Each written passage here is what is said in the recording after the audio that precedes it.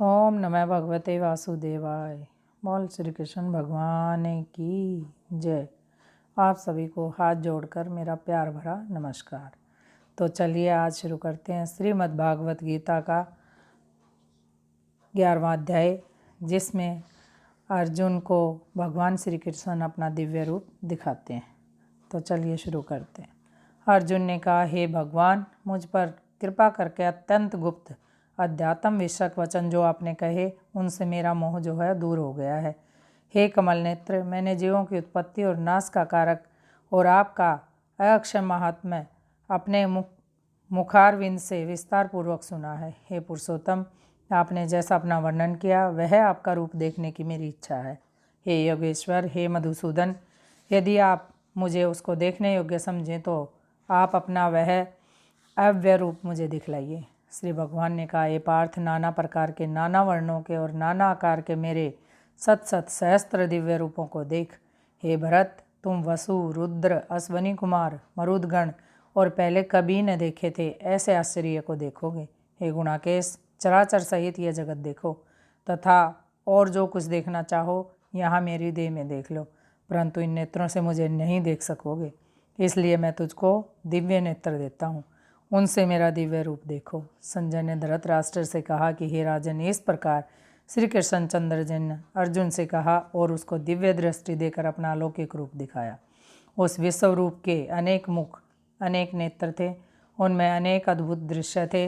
देह पर अनेक सुंदर सुंदर आभूषण तथा आयुधियों से सुशोभित थे। देह पर दिव्य दिव्य वस्त्र थे, दिव्य गंध शरीर पर लगे हुए थे। उस समस्त आश्चर्य में अनंत देव के सब और मुख दिखाई देते थे। आकाश में यदि हजारों सूर्यों की प्रभा एक साथ हो तो उस महात्मा की प्रभा की समानता न कर सकेगी। उस समय अर्जुन ने देवादिदेव के शरीर में अनेक प्रकार के विमल इस समस्त जगत को एकत्रित देखा। तब अर्जुन आश्चर्य से चकित हो गया और उसका शरीर रोमांचित हो गया। उसने शीश नवाकर हाथ जोड़कर कहा कि हे देव, तुम्हारी देह में सब देव, भिन्न भिन्न प्राणियों के समुदाय, कमलासन पर बैठे हुए देवताओं के इस ब्रह्म, संपूर्ण ऋषि और दिव्य सर्पों को मैं देखता हूँ। हे विश्वेश्वर, तुम्हारे अनेक भुजा, अनेक उदर, अनेक मुख, अनेक नेत्र हैं। तुम्हारा रूप अनंत है।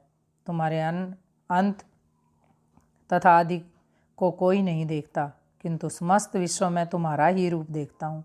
तुमको किरीट युक्त, गदा चक्रधारे, चारों ओर से दे दीप्यमान, तजोराशि, सर्वत्र चमकते हुए अग्नि तथा सूर्य की भांति प्रकाशवान दुर्भिक्ष और अपरंपार देख रहा हूँ। मेरे मत से तुम ही ब्रह्म जानने की वस्तु, विश्व के महान आधार, नित्य सनातन धर्म के रक्षक हो, पुराण पुरुष हो।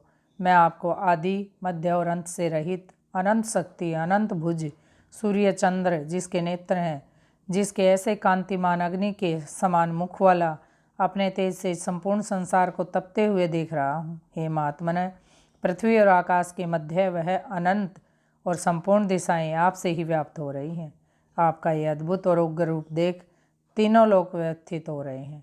यह देख देवताओं के समूह तुम्हारी शरण में आ रहे हैं। उनमें कितने ही भयभीत होकर हाथ जोड़कर आपकी प्रार्थना कर रहे हैं। मैं ऋषियों और सिद्धों का समूह स्वास्तिक कहकर नाना प्रकार से आपकी प्रशंसा कर रहा है।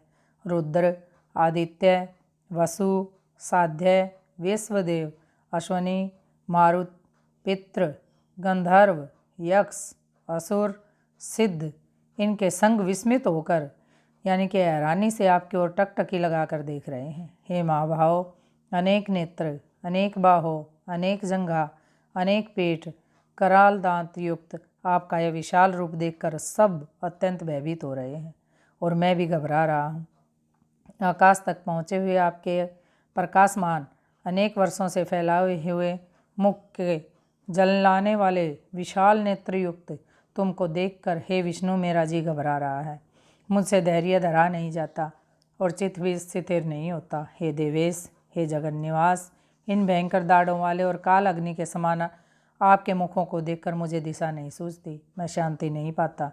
अतः मुझ पर दया करो। धृतराष्ट्र के, दुर्योधन आदि पुत्रों, अपने साथ अनेक राजाओं सहित और भीष्म, द्रोण, कर्ण तथा हमारी ओर से मुख्य मुख्य योद्धा बड़ी बड़ी दाढ़ों से युक्त विकराल आपके मुख में शीघ्रता से प्रवेश कर रहे हैं और उनमें कितने लोग आपके दांतों में दबकर ऐसे दिखाई देते हैं मानो उनका शरीर चूर्ण हो गया है। जैसे नदियों की अनेक जलधाराएं जब समुद्र की ओर बहती हैं, वैसे ही ये मनुष्य लोक के वीर आपके प्रवज्वलित मुखों में प्रवेश कर रहे हैं। अग्नि में पतंगे जैसे गिरते हैं, ये सब लोग भी अपने नाश के लिए आपके मुख में बड़ी तेजी से प्रवेश कर रहे हैं। हे विष्णु, जलते हुए मुख के चारों ओर से सब वीरों को निगल कर आप जीभ चाट रहे हैं। आपकी तीक्ष्ण प्रभाएं समस्त संसार को तेज से व्याप्त कर तृप्त कर रही हैं। यह भयानक रूपधारी कौन है, यह मुझसे कहो। हे देवधर, आपको नमस्कार है, मुझ पर आप प्रसन्न होइए। हे जगतकर्ता, हे आदि पुरुष, आपको जानने की मैं इच्छा रखता हूँ, क्योंकि आपकी ये प्रवृत्ति मेरी समझ में नहीं आती। श्री कृष्ण भगवान बोले, संसार का नाश करने वाला मैं उग्रकाल हूँ, समस्त जनों का संहार करने के लिए आया हूँ। तुम्हारे युद्ध न करने पर भी ये वीर जीवित न रह सकेंगे। अतः तुम उठो, शत्रुओं का संहार कर यश को लेकर इस समृद्धशाली राज्य का भोग करो। हे सव्यसाचिन, उनको मैंने पहले ही मार रखा है, तुम केवल निमित्त बन जाओ। मेरे मारे हुए द्रोण, भीष्म, जयद्रथ, कर्ण और अन्य योद्धाओं को मारो। घबराओ मत, युद्ध करो, तुम संग्राम में शत्रुओं को जीतोगे। संजय ने कहा। इस प्रकार श्री कृष्ण जी के वचन सुन मुकुटधारी अर्जुन हाथ जोड़कर कंपित और भयभीत हुए। साष्टांग प्रणाम कर नम्रतापूर्वक बोले, हे हरिकेश, आपके गुणगान करने से सब संसार प्रसन्न और प्रेम मग्न हो रहा है। राक्षस डर कर दिशाओं की ओर भाग रहे हैं। सिद्ध पुरुष आपको नमस्कार करते हैं, सो ठीक है। हे महात्मन, हे अनंत, हे देवाधिदेव, हे जगन्निवास, आप ब्रह्म से भी श्रेष्ठ हो। आपको देवता क्यों नमस्कार न करें।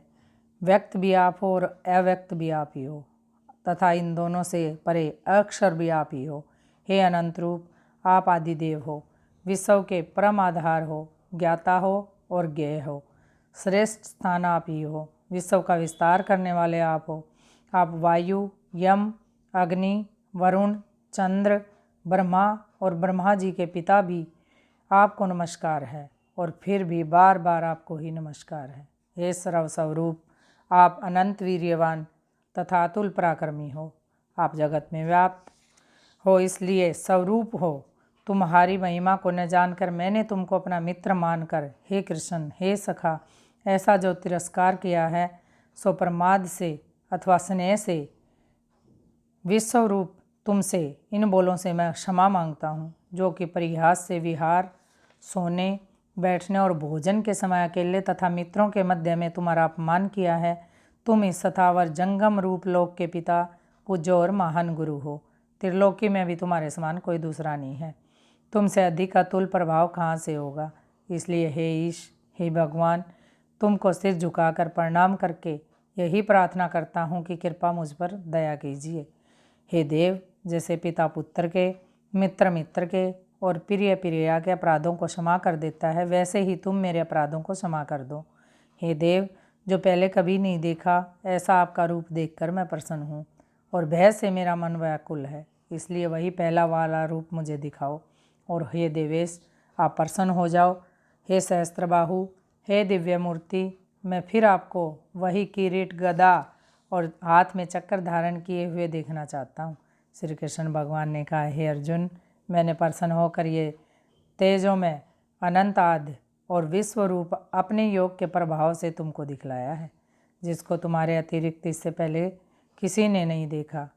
हे पांडवों में श्रेष्ठ, मनुष्य लोकों में तुम्हारे सिवा कोई वेदों के अध्ययन, दान, अग्निहोत्र आदि और घोर तपों को करके भी इस रूप को धारण किए हुए मुझको नहीं देख सकता। मेरा ऐसा भयानक रूप देखकर तुम व्याकुल और मूढ़ ना हो। भय त्याग कर प्रसन्नचित होकर फिर तुम मेरा वही रूप देखो। संजय ने कहा। श्री कृष्ण ने फिर अपना चतुर्भुज रूप दिखाया और सौम्य रूप धारण कर लिया। उस महात्मा ने अर्जुन को, जो भयभीत था, धीरज बंधाया। अर्जुन ने कहा, हे जनार्दन, आपके इस सौम्य दिव्य मंगल रूप को देखकर मैं प्रसन्नचित होकर स्वस्था को प्राप्त हुआ हूँ। श्री कृष्ण बोले, हे अर्जुन, मेरा ये विश्व रूप तुमने देखा है, इसका दर्शन संभव नहीं है। देवता भी इस रूप के दर्शन नहीं कर सकते। हे अर्जुन, जैसा मेरा रूप तुमने देखा है, ऐसे स्वरूप को वेद अध्ययन, तप, दान, यज्ञ आदि कर्म के द्वारा भी देखना संभव है। हे अर्जुन, हे परंतः मेरा जो विश्व रूप है, इसको मनुष्य अनंत भक्ति द्वारा जान सकते हैं। और तत्व ज्ञान द्वारा इसमें लीन हो सकते हैं। हे अर्जुन, जो